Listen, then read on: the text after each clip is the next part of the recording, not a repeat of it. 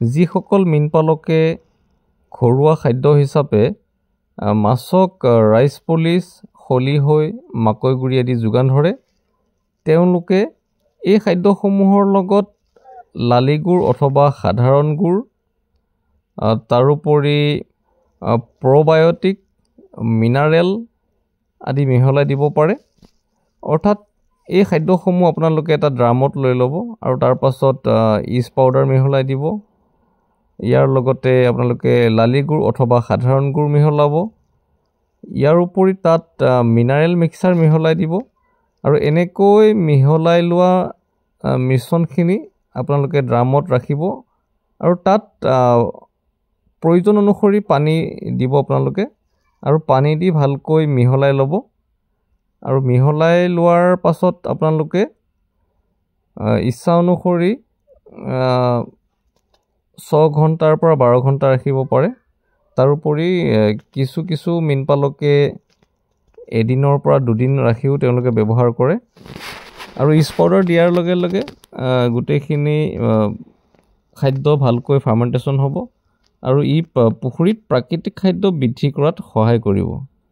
অৰ্থাৎ যিসকল মীনপালকে ঘৰুৱা খাদ্য ব্যৱহাৰ কৰে তেওঁলোকে এই পদ্ধতিটো অৱলম্বন কৰি মাছক সহজতে ডাঙৰ কৰিব পাৰিব। অৰ্থাৎ মাছে সহজতে প্ৰাকৃতিক খাদ্য গ্ৰহণ কৰিব পৰাকৈ এটা পৰিৱেশ সৃষ্টি কৰি দিব পাৰিব পুখুৰীত আপোনালোকে।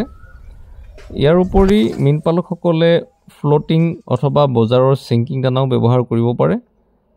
ইয়াতে কেইবাটাও কথা আহে, আমি ইতিমধ্যে আমাৰ ভিডিঅ'সমূহত আলোচনা কৰিছোঁ যে ফ্ল'টিং ফিডসমূহত প্ৰটিনৰ পৰিমাণটো নিশ্চিত হৈ থাকে। অৰ্থাৎ ভাল উন্নত মানৰ দানা হ'লে তাত যদি লিখা থাকে যে 28 প্ৰটিন দানা আছে আৰু আপোনালোকে পৰীক্ষা কৰিলেও তাত 28 প্ৰটিনেই পাব। আনহাতে কিছুমান নিম্নমানৰ দানাত এই প্ৰটিনসমূহ নিশ্চিত হৈ নাথাকে, যাৰ কাৰণে আপোনালোকে উন্নত মানৰ দানা ব্যৱহাৰ কৰিব। মীনপালকসকলে এনেদৰে ঘৰুৱা খাদ্যত প্ৰ'বায়'টিক, মিনাৰেল, ইষ্ট পাউডাৰ মিহলাই 10 দিন বা 15 দিনৰ মূৰেও দি থাকিব পাৰে।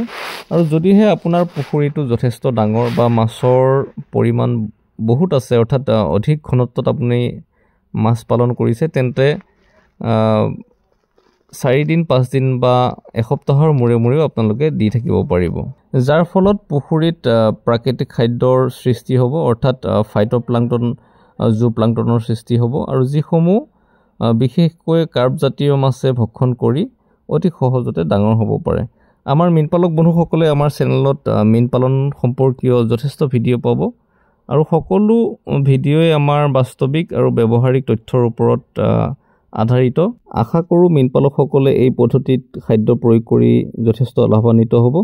আজিৰ ভিডিঅ'টো ইয়াতে সামৰণি মাৰিছোঁ। পুনৰ নতুন ভিডিঅ'টি লৈ অহাৰ প্ৰতিশ্ৰুতিৰে ধন্যবাদ।